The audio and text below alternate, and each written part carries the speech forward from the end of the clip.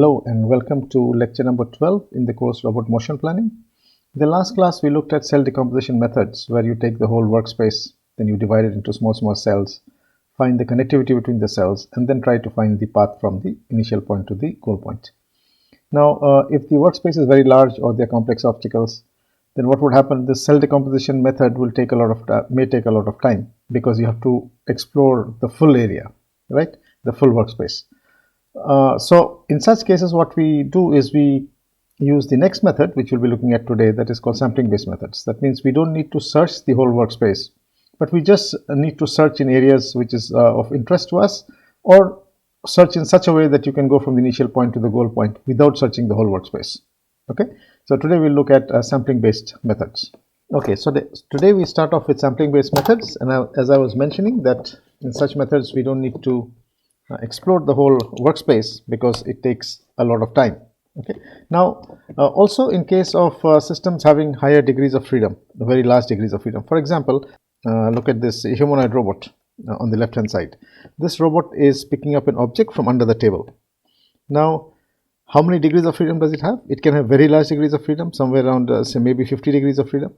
Now if you have 50 degree of freedom configuration space, obviously you understand how complex that is going to be. You may not be able to even draw it in three-dimensional space, and then to search for a path to take the hand and catch that object and take it up. Okay, there would be infinite solutions again.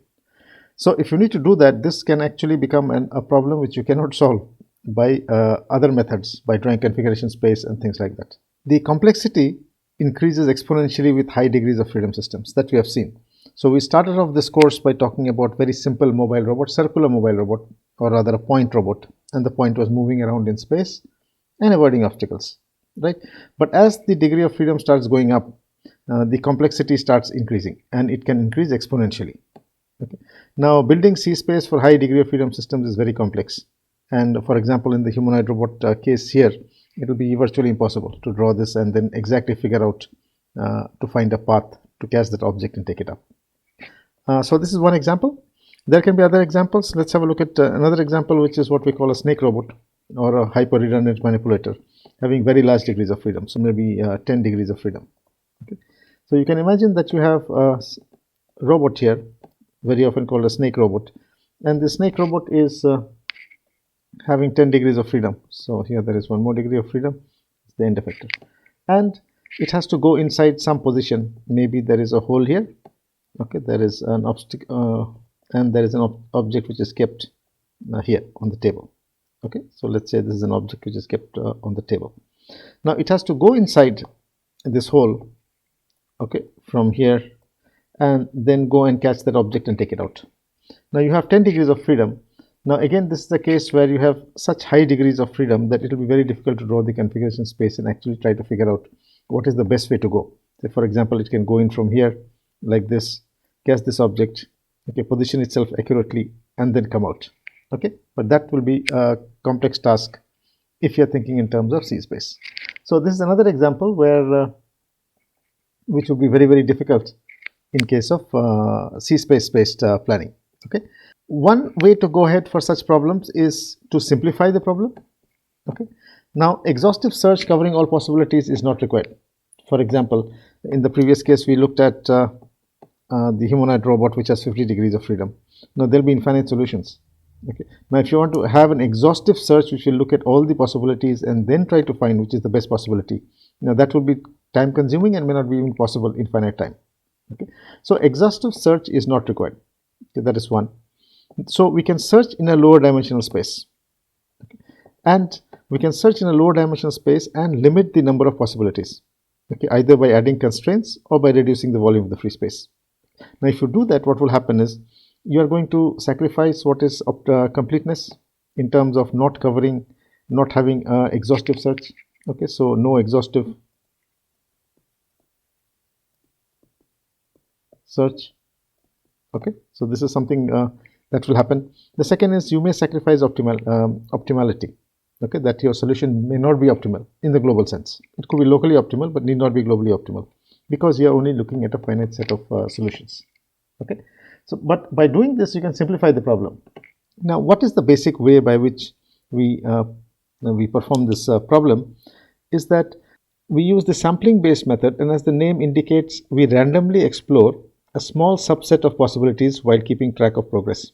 So for example, let me draw a workspace here. Okay, this is my workspace, and these are obstacles. Let's say these are obstacles. Okay, and we want to go from one point to another point. We want to go from this point, initial point, to goal point. Okay, so one way of searching for this is, instead of looking everywhere or searching in the whole space, I do a sampling based search. Okay, so for example, from the initial point I go to the next point, which is here, then next point here, next point here. Okay, so I sample these points, possible points. Say for example, a point is not possible inside the obstacle, so there's no point there. So I sample a few points and then I make this network of paths again. Okay, so these are my sample points, and I can see that I can go from one point to another point by sampling in this space. So what has happened is I have not gone here, I have not gone there. Okay, so I have randomly explored a smaller subset of possibilities. Now obviously it has to be directed. Okay, it will be, otherwise it will become, if it is completely random, it can go in any direction. So if you know the goal is in this direction, or if you know the obstacle is this side, then you can sample accordingly. We'll see this as we go along. So first of all, you can randomly explore a smaller subset of possibilities while keeping track of progress, and you can probe deeper into the search tree much earlier than any exhaustive search can. Say for example, this is my search tree, so I started from here, I went there, I went there, I went here, like that, right? So this is my search tree, and I can probe deeper in the search tree much earlier than any other exhaustive algorithm. Now we are sacrificing completeness and optimality here. So there is basically a trade-off between solution quality and runtime performance. Okay, so this is basically how we do our sampling based methods. Okay, by searching for collision free paths only by sampling at points. Okay, so as I was explaining, first we sample points, possible points, that means they are not inside an obstacle. Then we connect these points by possible paths and make this network, and then try and go from the initial point to the final point. Okay, now for example, let's take the case of this 2 degree of freedom arm. We have 2 degree of freedom arm which is going to avoid obstacles. Okay, now this is a 2 degree of freedom arm which is going to avoid obstacle. Let's say there's an end effector there. Now then it becomes 3 degrees, so let's keep it at 2 degree only. Okay, so this is my endpoint, and there is an obstacle which is there. Okay, so this is my obstacle. Now I want to go from one point to another point without hitting this obstacle. I want to go from this point to this point. So this is my initial point, and this is my goal point. Okay, how many solutions are there? There can be many solutions. It can go like this, it can go from this side. Okay, so these are all possible solutions, right? But instead of trying to search for solutions everywhere, that means even trying to look at these solutions which I don't need, I can simply look at solutions near the obstacle, which will take me from the initial point to the goal point. So basically I can do sampling at these points, say maybe this point, this point, this point, this point. These are points I'm sampling which are possible. There is no possibility of a point inside the obstacle, so I don't sample there. Okay, and then what I do is I connect it with paths. So these are my paths which are connecting, and then see whether I can go from one point to another point, from the initial point to the goal point by connecting to these points. Now obviously we are not looking at the complete search space. This may not be an optimal solution, but it is a solution, and there might be no solution also. So as you can imagine very easily here, that if your sampling is not dense enough, you may miss the initial point and the goal point itself. Okay, or if a path exists, you may not be able to get the path. Similarly for us, this is 2 degree of freedom, which is much simpler. Now if you have a 7 degree of freedom system, it is a very large 7 degree of system. Okay, so we have 7 degrees of freedom, and you want to avoid an obstacle. Again, similar case where there's an obstacle here, and you want to go from one point to another point. I want to go from this point, its initial point, to goal point. So what I do is I sample at these points which are possible near the obstacle. Okay, and I connect them by paths, making a network of paths. Okay, and then what we do is we try and see if I can connect the initial point to the goal point to this network of paths. And if a path exists, then it can take you from the initial point to the goal point. Now in this case there was infinite solutions. In this case also there's a very large number of solutions. Okay, so we are sampling such that we get only a few solutions, not all the solutions. So there is some good news and bad news, as shown in the example here. So the C obstacles are the obstacles. So we have sampled at these points, and these are the sample points, which we can call nodes, and we connect them by edges or paths. And then I connect the start point to this, the nearest node, and I connect the goal point to this nearest node. And then I see if I can find a path like this, like this, like this, like this, like this, that will take me there. Okay. Now, the good news is that it is probabilistically complete. We are not constructing the C space. So for higher dimensional space, like a redundant manipulator or a humanoid robot, this is fine because we are not constructing the C space. This can be very easily applied to high dimensional C spaces, okay, because we don't have to search the whole space. We can tune our search such that we cover a very small part of the space. Now it supports fast queries and with enough pre-processing. Okay. Now what is the meaning of fast queries? For example, if I have a start point here and a goal point there, and I want to the query that whether you can reach the goal from this start point is very easy. You just search in this way. So this is a query, and then you can go to the goal point. Now what is the bad news? Look at this figure here. Now these are obstacles.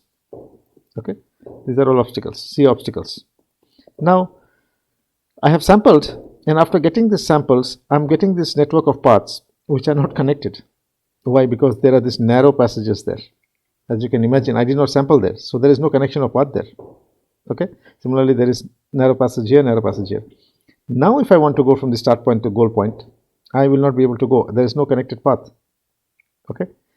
So, as you can understand, it depends on how you have sampled, whether your sampling is dense enough or not, whether you have covered the whole space. So the bad news here is that the good news is that it is faster. It is you don't need to construct the C space. But the bad news here is that it doesn't work well for some problems, especially this kind of problems where there are narrow passages and you have not sampled there. Okay. Now it is also hard to sample connect nodes on constrained surfaces and no optimality or completeness. So this is the plus point and the minus point of this method that we are using. Now this is basically where the study started off from. Higher dimensional planning 1999, single query and multi-query. So there are these famous papers by Latom and others. Okay, so single query, for example, you are at the start point here, okay, and you want to go to the goal point. Okay, so in the potential field method, basically, which will be coming to a little bit later, is that you start going towards the goal, and if there's an obstacle, you get pushed away from the obstacle, and you keep going towards the goal, avoiding the obstacle, and then finally you go to the goal. This is a single query. Okay, that means that you started off with one query and went off in that direction. In case of multiple query, your start point here, goal point here, you start off in multiple points and start branching out, and then see if you can connect the start point to the goal point. Okay, so basically there are two ways: single query and multi-query ways of looking at this problem. Now let's look at a few more, the exact procedure that we're going to follow, the step 1 and the step 2. So the step 1 is, in such cases, we have to generate, the first thing is we need to generate the points, possible points. So this is my workspace. These are triangles. Okay. So we are going to generate the sample points. So these are sample points which we are generating, possible sample points. Okay. So a possible sample point means it is not inside an obstacle. So possible sample point, or what we can call a node, okay, is the one that is not inside an obstacle. Okay. And then what we do is we have a learning phase in which we connect the nodes by edges. So we are connecting these nodes with edges like this. Okay. Then we are generation of a connected graph of paths, which is a query. We are connecting all the nodes by what we call edges. Okay, so maybe I have one more here, one more here, one more here, like this. Then, so first sample points are generated, then we are connecting them with a set of paths, and then there is a query phase which is going to take me from, suppose this is my initial point and that's my goal point. Okay, so I want to go from initial point, whether it's possible to go from the initial point to the goal point. That is basically what we call the query phase. Okay, connecting the start and goal points to the graph of paths, and whether you can go from the initial point to the goal point. Okay. Now, so this is the first way in which it goes. The second is the learning phase after generating your sample points. So you construct a probabilistic roadmap by generating random free configurations of the robot and connecting them using simple but very fast motion planner. This is also called the local planner. Okay, so you generate these points and connect them by means of the local planner. Now store this as a graph whose nodes are the configurations. So this is my nodes are the configurations and whose edges are the paths computed by the local planner. Okay, so first we create the nodes, then we store this as a graph, okay, such that the configurations where the nodes are the configurations and whose edges are the paths computed by the local planner. Now let's look at it this way here. So initially, so we are in terms of a program. Let me discuss this in the terms of a program now. So at the end of the day, a path planning or motion planning is executed by a program. So this is a program, and how does the program operate? Okay, it's a computer program. So initially it starts off by this graph, having a graph or a set G is equal to V and E. Okay, V is a vertex and E is an edge. Okay, so each of the points is a vertex. So this point is a vertex, and these connections are edges. So we are making this graph, and to start off in this graph, we first make initially this is V and E is empty because it's in free space. Okay, only the obstacles are there, and we have to start generating this graph. Okay, then repeatedly a random free configuration is generated and added to V. Okay, so suppose I'm here, just for example, I'm starting a random new configuration which is here, and this is taken as my node. This is my node 0, this is my node 1, this is my node, this is another node, this is another node 2, 3, and this is added to the set V here. Okay, so these are nodes. Now for every new nodes, select a number of nodes from V and try to connect C to each of them using a local planner. So I have generated my nodes, I've kept this set. Now what would be V be equal to? This will be coordinates. Okay, suppose this is my x-axis, suppose this is my x-axis and that's my y-axis, then these are going to be node coordinates, right? Now if a path is found between C and the selected node V, the edge CV is added to E. Okay, that means if the path exists between this point and this point, then that edge is added to E here now. Okay, so this is how we are generating our graph. We start off, V and E are initially empty. Now we start off by populating the V, the vertices. Okay, and vertices mean basically the coordinates of those points which are possible, not intersecting with the obstacle. So coordinate not intersecting with obstacle. Okay, and then we connect between the points, between these 2 points by edges, and we connect this graph, and then we keep adding onto this graph. We start populating the values of V and E, where E are the edges and V is the vertices. Okay, so now we have all these edges which are connected like this. Okay, so we have made our set of connected graphs or network of paths. Now how to determine a random free configuration? Okay, so we want the nodes of V to be rather uniform, sampling of Q free.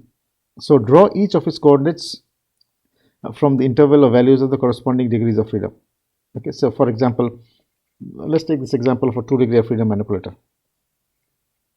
Okay, so I want to have some kind of uniform sampling. So I take theta 1 and theta 2 here, and I can sample theta 1 as from 0 degrees to 1 degree to 360 degrees. Similarly, I sample theta 2, 0 degrees, 1 degree, and 360 degrees. Okay, and then see where the end effector is. So those are my possible samples. So if there's an obstacle here, wherever it is hits the obstacle, it is not going there. Okay, so basically if I have a for loop, 2 for loops rather, so one will vary theta 1 from 0 degrees to 360 degrees in intervals of 1 degree or 2 degrees. See which sample points are possible, and then this is how we get a uniform sampling of Q free.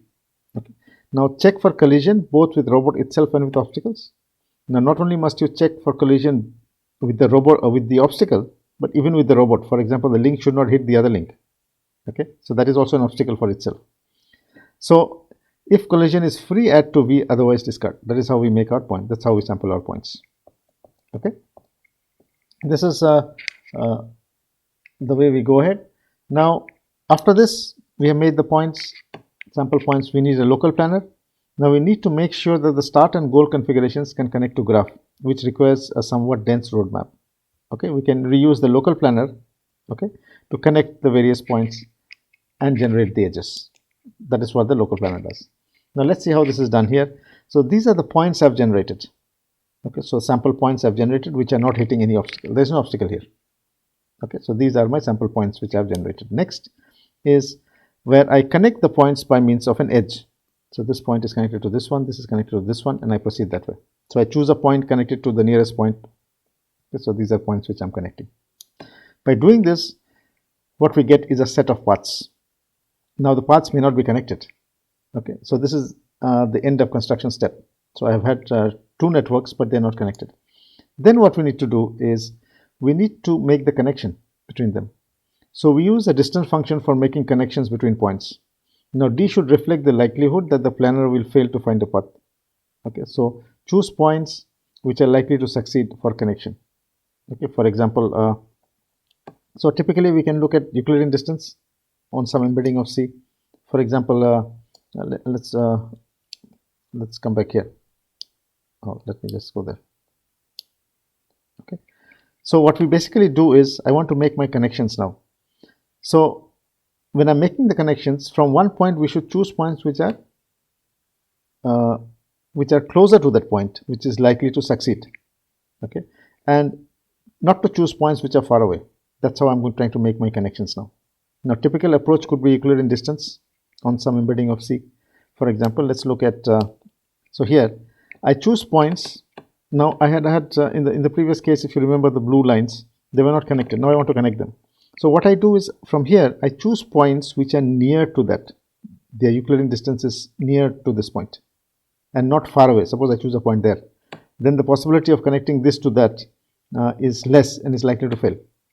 So basically I choose points which are near here and then I try and make a connection. So I have made my additional points here which are near to this, and now I have made my connection. Now I find that the two blue graphs are connected.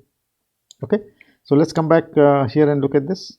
So if you have an unconnected graph like we had, to expand a node C, we compute the shortest random bounce walks starting from C. Means repeatedly pick at random a direction of motion in C space and move in this direction until an obstacle is hit. When a collision occurs, choose a new random direction.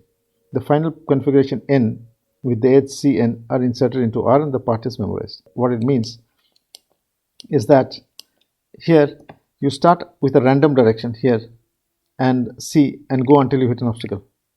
Okay. Now if you do not hit an obstacle, now that means this is a possible path. So you add this to your edge and node graph now again and proceed like that.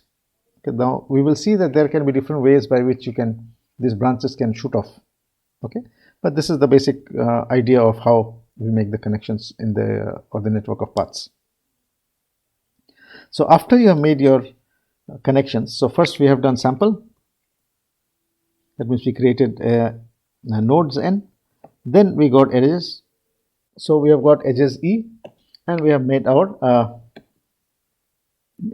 graph. Okay, G, a connection of pathways as shown here. Now next is the query phase, where we have to find a path from the start and the goal configurations, two nodes of the roadmap. Okay, so search the graph to find a sequence of edges connecting those nodes in the roadmap. So for example, I have my initial point here and my goal point here. So what I need to do now is find a path from the start and goal configurations to two nodes on the roadmap. So for example, I find to this, again I can use Euclidean distance, which is nearest, and from here I find this one. Okay, so now we have connected to the roadmap. Okay, now connect the successive segments gives a feasible path for the robot. For example, I go like this, like this, like this, like this, like this, like this, like this, coming this way, this way, this way, coming all this way, and then coming here. Okay, so this is basically the query phase, where I'm connecting the initial point and the goal point to the network of paths already generated, and then what we are doing is we are finding the final path to take us from the initial point to the goal point. Okay, so as shown here, we have a start point and a goal point. I basically take the start, connect it to the nearest node, take the goal, connect to the nearest node, and then try and find a path which will take me from there to there, a connected path. Now a path may exist, a path may not exist. okay, depending on how you have sampled and things like that. So this is basically the idea of how the sampling based methods work. Okay. Now, obviously the question comes up that in this way, in case of no path, suppose you cannot find a path, then what? Okay. So maybe the roadmap was not adequate. Now this is tricky because are you sure that there is no path? Okay, how are you sure that there is no path?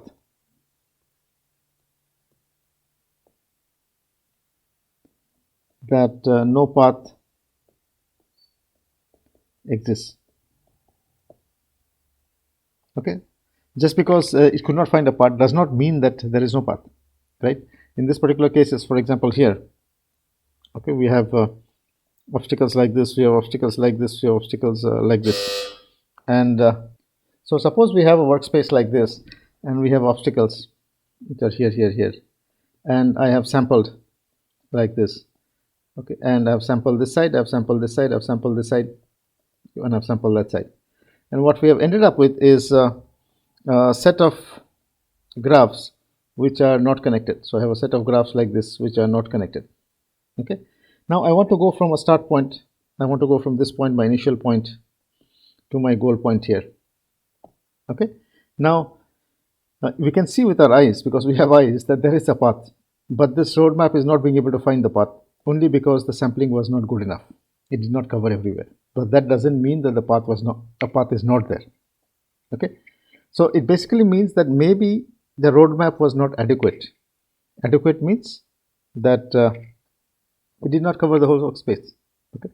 So now you could spend more time in the learning phase, and you could do another learning phase and reuse R constructed in the first learning phase to sample more of the points. Okay. So this is something that we could do and then try again. Okay. So you can see that one of the disadvantages of this method is that it can fail. Okay, very simply because it depends on your sampling now. So there are some sampling strategies that are used for. So sampling strategies that are used is uniform sampling is easy to implement, but it is bad because it needs to cover all the workspace and needs more time. Free space need not be sampled densely. So divide workspace and sample could be one way. So uniform sampling means you're covering everything, okay, which may not be very good always, okay, because it is going to take more time. You're covering the full workspace, so what was the point anyway? Okay, and free space need not be sampled densely. So for example, divide workspace and sample, uniform sampling. What we can do is we have the workspace like this. We can divide the workspace into two parts. One part is this side, okay, and then I start sampling at and I divide it into I take half of this one point, then I have another point which is half of this is half here, another half here, then I draw a line like this, take the half of here, okay, half of here, okay, half of this line, half of this line. So basically what I'm doing is I'm dividing this equally, and then I'm sampling. So what is happening is that I'm getting a uniform kind of sampling, as you can see here. Okay, so basically I just take divide the workspace and sample, okay, into equal halves. Okay, this is something very similar to the cell decomposition methods. Okay, but this is not a good idea because you are ultimately covering the whole workspace, which is actually not required.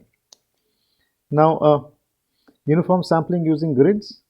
So divide the x-axis and the y-axis into equal parts and take a sample at the center of each grid. For example, I have the workspace like this. This is my x-axis and this is my y-axis. Okay, so what I can do is I can make it into grids. So we are familiar with grids, like in the graph paper you have grids. So basically I divide the workspace into grids. So these are my grids. Okay, and then what we can do is we can take the center of each of the grids. So this is something like my uniform sampling. Each of those points, suppose let's put an obstacle also, it becomes clearer. Suppose there's an obstacle here. Okay, so these are obstacles. So basically what we can see is that at the center point of these obstacles we cannot sampling points which are inside the obstacle, you cannot sample there, of course, right? So that is what we are seeing, that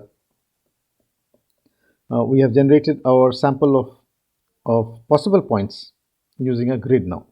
Now the other possibility here is that you can take the intersection also. I could have taken these points also. Then also it is uniform sampling, right? It's more or less the same. You take the center of the grid or you take the intersection points of these straight lines.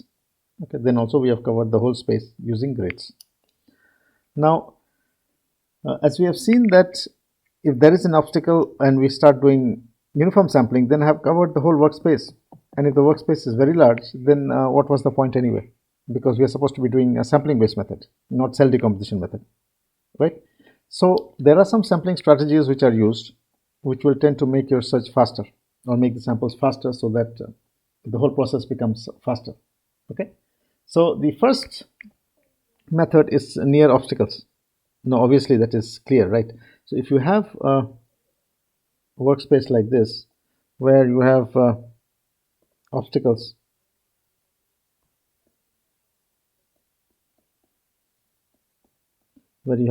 like this, okay, then basically what you're doing is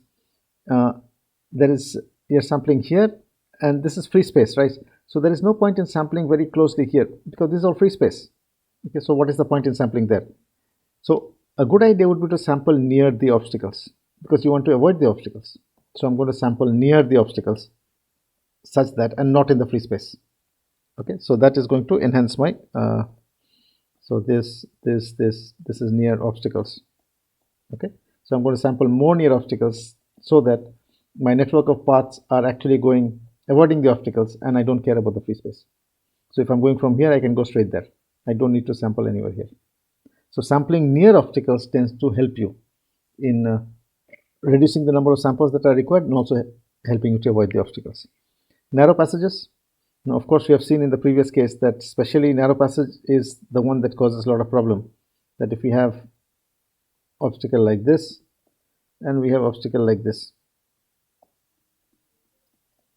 okay, in that case, what we can do is if there is a narrow passage here, okay, let's make it narrower. Okay, if there's a narrow passage here or there's a narrow passage here, this is my narrow passage. So sample more in narrow passages, okay, and less here. So maybe 1, 2, 3 samples here, and narrow passage is the one that I need to sample more. Narrow passage here, narrow passage there. Okay, visibility based. If you remember the visibility graph method, so visibility based would be if you're standing here, which vertices can you see? So based on that you sample. Okay. Manipulation ability based, we'll come to that. So manipulation ability is the ease of motion. So the direction in which you can move easily, okay, you sample such that you move more in that direction. Okay, and that we'll see that as we go along. Then quasi-random sampling. Instead of doing complete random sampling, you can do quasi-static, random sampling in which it can be biased in a particular direction. For example, more towards obstacles or more towards goal. Okay. So these are some of the sampling strategies that are used. And let me now give you a few more examples as we go along. So sampling near obstacles is very clear. It says that if you have obstacles, we can sample near obstacles, as I just explained. Okay, so there is an obstacle here, there's an obstacle here, there's an obstacle here. Okay, so what we can do here is you simply sample near obstacles, okay, and not in the free space. That will give you a roadmap which is going to avoid the obstacles, okay, and will take you from one point to another point. So this is a roadmap which can take you from one point to another point by mainly sampling near the obstacles. Then sampling in narrow passages, as is shown here. Okay, so if you want to navigate inside narrow passages, then obviously you have to sample inside them, which means that in this particular case, these are narrow passages. So if you don't sample in there, what will happen? You will not find a connected graph. So although a path exists, like in the left hand side, from the start point to the end point, you'll not be able to find this because you have to go like this and you have not sampled inside the narrow passages. So sampling in narrow passages essentially to find the path that will take you from the initial point to the goal point by sampling inside narrow passages. Now sampling inside narrow passages using generalized Voronoi diagram, like a GVD planners. This is again by looking at, let's see, this is my, these are obstacles. There's one obstacle here, there's one obstacle here. So using GVD, suppose I come to this point Okay, so I can see this one, I can see this one, so I sample here. Okay, now there is no vertex here, so I don't sample here. So essentially it is almost coming back to saying that you're sampling in narrow passages only by using the generalized Voronoi diagram.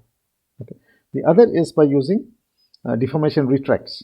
Now deformation retract is something which we have seen, that can you find a path which is equidistant. So the retract is what we saw, is if you have something like a donut and you shrink, what will happen if this side shrinks and this side shrinks? Ultimately it will become a one line here. It's a circle. So this will come and shrink here, this will come and shrink there. This surface will come to the circle, and this surface will also come to the circle. So what you'll get, the deformation retract, is a circle. Okay, so it is like from 2D it has become 1D. This we saw in case of our GVD planning. So can we find a set of paths which are in between these obstacles like this? They are an equal distance. This is something which we have seen earlier. Okay, so we can use the generalized Voronoi diagram. This is something like the retract samples and sample in these positions. Okay, so now I know that there is a path from one point to another point, and this is my network of paths. So I did not have to sample everywhere else. Now the ease of manipulation ability. Now manipulation ability is the ease of motion in a particular direction. So that basically means that we have seen that from kinematics, we have seen that x dot tool length manipulator. Okay, so this is my tool length manipulator, this theta 1, this theta 2, this is xy. So x dot is equal to j into theta dot, right? And we have seen that theta dot is equal to j inverse of x dot, which means that now theta dot is equal to adjoint of j by determinant of j into x dot. Okay, now wherever determinant of j becomes equal to 0, it ends up in a singular position. Okay, that means you should avoid singularities. Okay, now singularities basically mean that your energy requirement becomes infinity, and that's a point where you cannot go. So for more details, please refer to the earlier lectures and also into the introduction to the robotics course or the textbook. Okay, so very briefly speaking, this relationship is a relationship between the end effector velocity x dot here and the joint velocity theta dot. And if determinant of j becomes equal to 0, then what will happen is your joint velocity will become infinity. Okay. And to avoid that, we say that there is a measure which is called the manipulation ability measure, which is defined by the determinant of square root of determinant of j into j transpose for redundant manipulators. So this is my w, or w is equal to simply for determinant of j. Okay, this is for redundant systems, and this is for non-redundant. Why they are different? Because in case of redundant manipulators, okay, j is non-square, it is m into n. Okay, so this is a non-square matrix. So basically, if you multiply j into j transpose, what will happen? It will become a square matrix. Then you can take the determinant and then find its square root. Whereas in the case of a non-redundant system, basically j is a square matrix, m into m. Okay, so it's a square matrix, so there's no problem. So it is determinant of j. Okay. So this is a measure which tells us, which indicates the ease of motion in a particular direction. So if you take the singular value decomposition of j, okay, you can get SVD of j will give you three matrices u, sigma, vt. This is called my singular matrix, singular, which will be coming out like this, singular values, sigma 1 by sigma n. And this is basically the direction of an ellipse. This is the major axis, and that's the minor axis of the ellipse. This is my sigma 1, and this is my sigma n. So this sigma is called the singular values of a matrix, and sigma is equal to square root of eigenvalues. Okay, and the determinant of a matrix, determinant of j, is equal to the product of singular values, sigma 1 into sigma 2 into sigma n. And what does it basically indicate? It gives the direction of an ellipse, and the direction of the axis is given by u and vt, okay, which indicates which direction it can move easily. So in this direction it can move easily because sigma 1 is much larger than sigma 2. So the sampling based on manipulation ability should be such that you should sample more in the direction in which the manipulator can move easily. rather than trying to sample in a direction where it cannot move. And also, if it is going near a singular position, there is no point in going near a singularity. It's like an obstacle. You can't go there. So do not sample near singularities because the manipulation ability is very low there. One way of trying to sample by using this manipulability measure is to sample near in directions in which manipulation ability is increased, direction in which the manipulator can move very quickly. So this is manipulation ability based sampling. Quasi-static sampling is basically you are sampling the largest unoccupied space. So suppose I have workspace like this, and this is the unoccupied space. So you do sampling there in a quasi-random sampling method. Okay. Now that is one way by which we did our sampling. We generated. So we did sampling. Then we generated our basically nodes. Then here we generated our edges, and from the edges we made our graph, and then we found a path. That's how we did. Now there can be other ways of doing this. One is what we call the rapidly exploring random tree. Also in short, it's called RRT. Now this RRT is a very interesting way by which it operates, is that it is like a tree, as the name indicates. Okay, so if you have a workspace, suppose we have an obstacle here, and another obstacle there. Okay, so in this particular case, what we are doing is, suppose I start, this is my initial point. So I start growing a tree. It's like this is the trunk of the tree. These are branches of the tree, and the branches of the tree are increasing in that direction. It's like you're growing a tree. Now branches cannot go obviously inside the obstacle, right? So this is the tree I'm growing, and these are all branches of the tree. Okay. So it's going from initial point to the goal point. And then in order to find the connection, what we can do is we can go along a particular branch, and then I don't take this one, I take this like this, like this, like this, and then I see if I can go from here, I can go to the goal. Okay, wherever there is a path. Let us assume that there is a path there. So let me draw a path point here. Okay. Now this can be unidirectional. So I've grown a single tree, which we have gone from one direction to another direction. Now you can also have trees growing in multiple directions, like in a forest. So I have the obstacle here, and we have a triangle here, and we are starting from the position of the initial position here to the goal point there. Okay. So what we are basically doing is we are going from the initial point to the goal point, drawing two trees. So this is a tree which is growing in this direction. Okay. So this is a tree which is growing in this direction, and there is another tree which is growing in that direction, from that direction. Let's say there's another tree which is going from here. Two trees are growing bidirectional. So now what is happening is somewhere they will come and meet. Okay. Now you can find the path and try, and these are all the trees, branches of the trees. Now basically you can find the connection like this, like this, like this, like this, like this, like this, and to the goal. So it's a bidirectional tree. Now you can have multiple trees growing in different directions. One more tree from here. Okay, and which can actually be a forest. So this is basically called RRT, or rapidly exploring random tree. Basically what we do is so this is a rapidly exploring random tree. You can see here the tree is growing in different directions. It has started from the center and is going in all directions. Now you can connect start point to this one and goal point to this one, and then connect it. Okay. Now path planning with RRTs. Suppose we are starting off again, as in earlier case, we need to have nodes not intersecting with obstacles. Okay, so nodes that are not intersecting with obstacles. So we have started from here, and then these are all nodes which are not intersecting with obstacles, and we have come here. This is a new node. Okay. Now what I need to do is I need to generate another node, which is here. Let's say Q random, and then see the connection between them. Okay. So there can be bias. For example, it can be biased towards larger spaces, biased towards the goal. Bias towards the goal is a good idea. The tree should grow towards the goal. Otherwise, if I am growing a tree, I have a tree, and I start from here. There's an obstacle here, and another obstacle there, and my goal is here. Okay, and I start growing the tree in this direction. Okay, in the reverse direction. The goal is in that direction. So it should be biased towards the goal, or it can be biased towards larger spaces.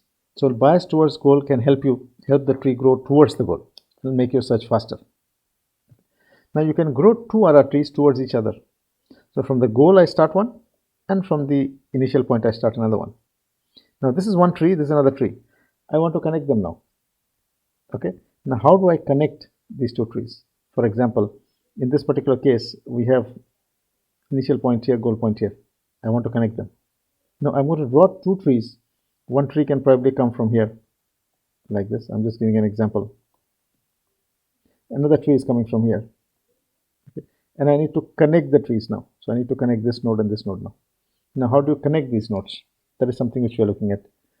So one tree grown using random target, I want to see whether this can hit any point there. It can hit any point of the initial tree. So what we do is a new node becomes target for the other tree.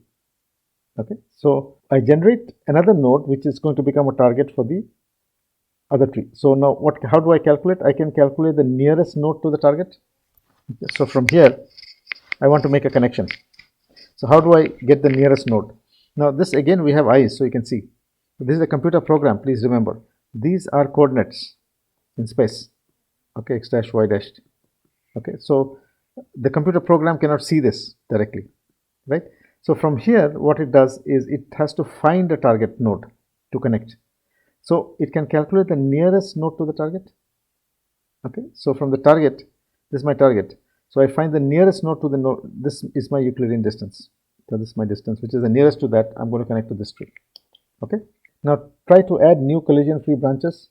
So I have a Q new such that this is the collision-free branch which is connecting the Q target and the Q new, and Q new is connected to this one now.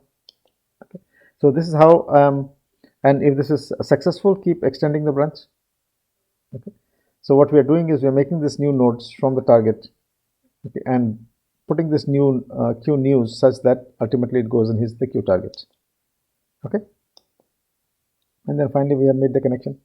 So if I just go back of this process, that I have a Q target, the first thing I do is I need to, this is my Q target, I need to identify which is the node nearest to it in terms of distance. So I identify this is the shortest distance. Then what we do is from here along this direction I generate a node. Okay, so I have generated a node here. Then on this line I generate another node here. Okay. So in this way I'm generating new news, and then finally I'm making this branch and connecting this with that. So now I have connected and made my tree. Now from the initial point to the goal point, we are coming here, and we are getting our path. Okay. Now this is very useful in the case of articulated robots. This is also used for mobile robots in path planning. Okay. Now there are a lot of examples. Highly articulated robots, large chain manipulators like this, they have to go from one configuration to another configuration. So RRT is a method by which it can go very, very easily. These are examples, will come in terms of kinematic constraints a little bit later. Let's have a look at a few videos in which, for example, here. So this is a workspace. You can see here, and this is an obstacle. The blue one is an obstacle here. So this blue triangle here is an obstacle. Now I want to go from this point to this point. Again, I am making the assumption that this is not having any kinematic constraint in terms of null harmonic constraint, that if this is a mobile robot, it can move in any direction. It is not constrained. Okay. So how do we start? I start making a tree from one side, and you can see the tree is increasing, and it is increasing slowly, and until it goes to the other side. So this is the increase of the tree, increasing, and then it is connecting the goal point. Now once it has connected the goal point, I have gone from the initial point to the goal point. Okay. So this is a unidirectional tree. Now I can also have a bidirectional tree. Now this is sampling inside a hollow passage. So this is a hollow passage. Okay, and we are sampling inside this hollow passage. Now let me play the video from here. Let's say, okay, from here. So next is what we see is sampling inside hollow passages. So this is a hollow passage which is shown, and it is finding the nodes and then going from one point to another point inside the hollow passage. Okay, so you can see that it's generating the node and then going from one point to another point. Now this is another case where there are narrow passages and the RRT is going in one direction from one side and is finally going and reaching the other side. So you can see how the network of paths is increasing. And now it has reached. Now the robot is going from one point to the other point. Okay, so this is one way of finding a path by using the the RRT method. There are a few more examples, too many of them actually. So these are different configurations of the obstacles where we are going from one point to another point. Exactly the same procedure. You can see it is increasing from left side and going up. Okay. Now there can be cases where it fails. Let's look at a few such cases. Here, this is an interesting case. Please have a look at this one. So here what is happening is that there is a very narrow passage and you want to go from the initial point to the goal point on the right.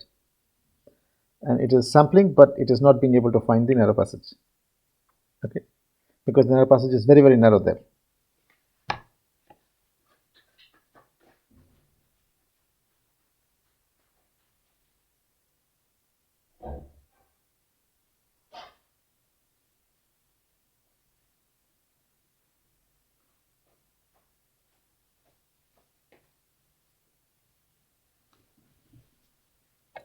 Now this is another case in which we are having the same RRT, which is going from one point to another point trying to go through the narrow passage, and it says path not found. Now this is an interesting case where instead of unidirectional we are using bidirectional. Okay, so next one is bidirectional. So the trees are going from two directions, one from the initial point and the other from the goal point. And what is happening is that you can see that if it is able to successfully sample in that narrow space, then it is going to get the connection. Okay, not otherwise. Okay.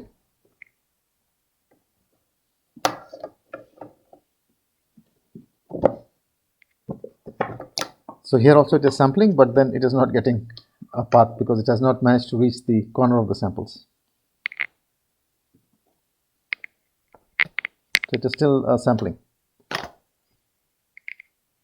This is also showing you the importance of being able to sample in the narrow passages.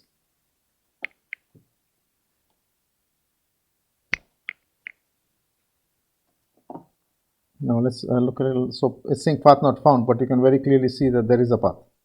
Okay.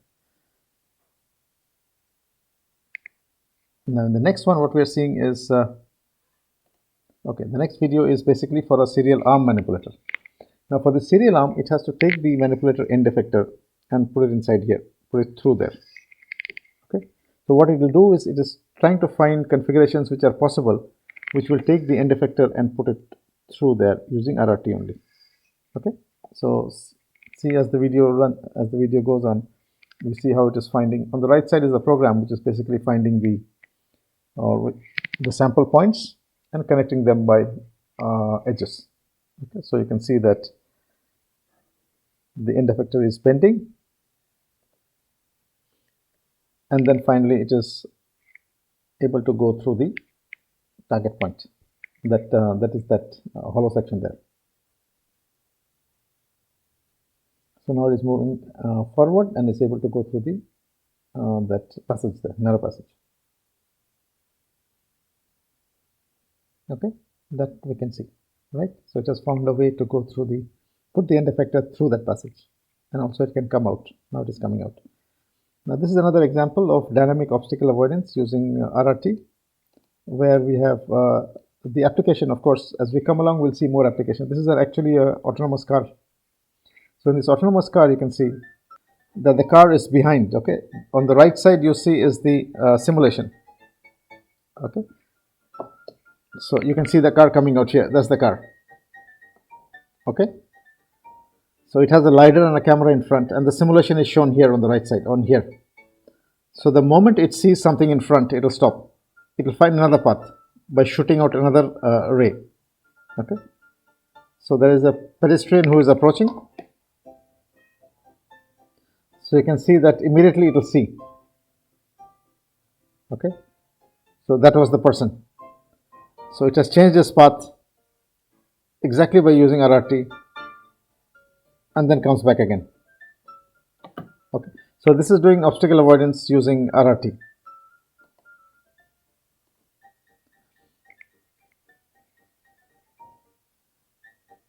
So these rays which are going out are like the branches of the tree that I was talking about.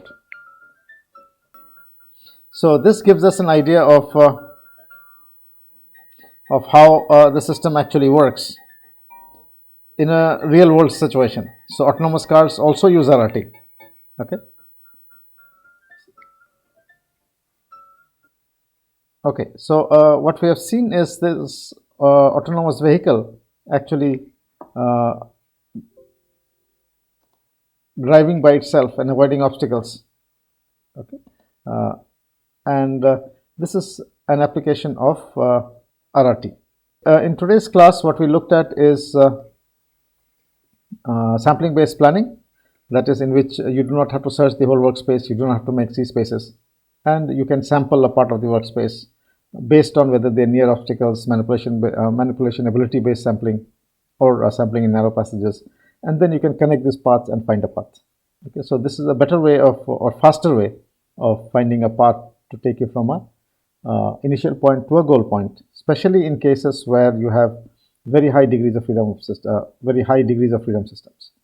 So we'll stop here today, and we'll continue in subsequent lectures. Thank you.